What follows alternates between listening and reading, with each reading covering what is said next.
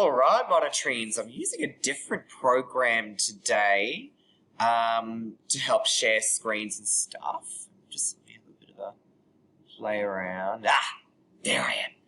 In full. Okay, welcome to this lesson.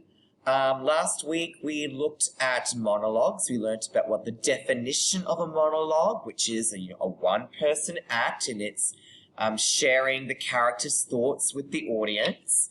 And we also had a bit of writing practice at writing your own monologues, and you guys did a terrific job with that. We had some really interesting and amazing monologues that have come out just from our creative writing process, and I'm really excited to be doing this unit with you. You guys are able to grasp the concept of monologues really well, and that's really impressive. So well done to you guys.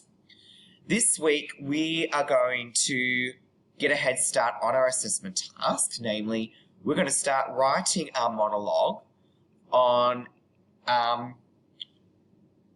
where were we on the day at the time that Humpty Dumpty fell to his death. So I'm just going to switch screens again. Here we go. All right. So if you're watching this video, you know that I've printed off the assessment. We're ready to write our assessment here.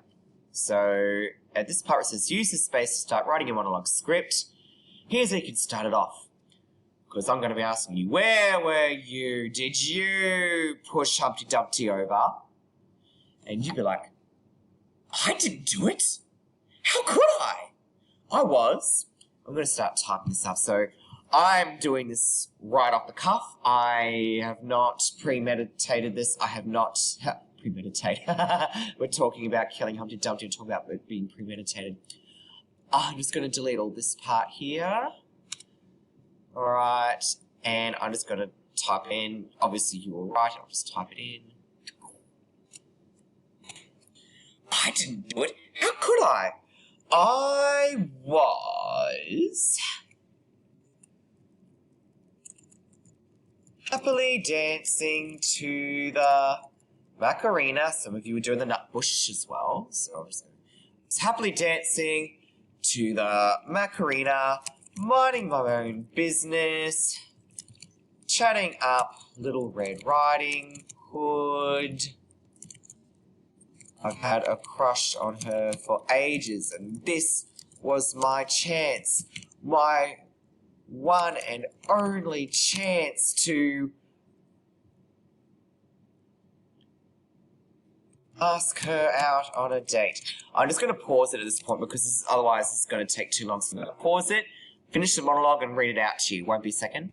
And I've just discovered that I can enlarge what you're seeing on the screen so that I can get myself in and you can see everything I'm doing. Okay, here's the completed monologue, just completely done off the cuff. Obviously, you will have a bit more time to write your own monologue, but here's what I've come up with. So, here's my monologue. I didn't do it. How could I?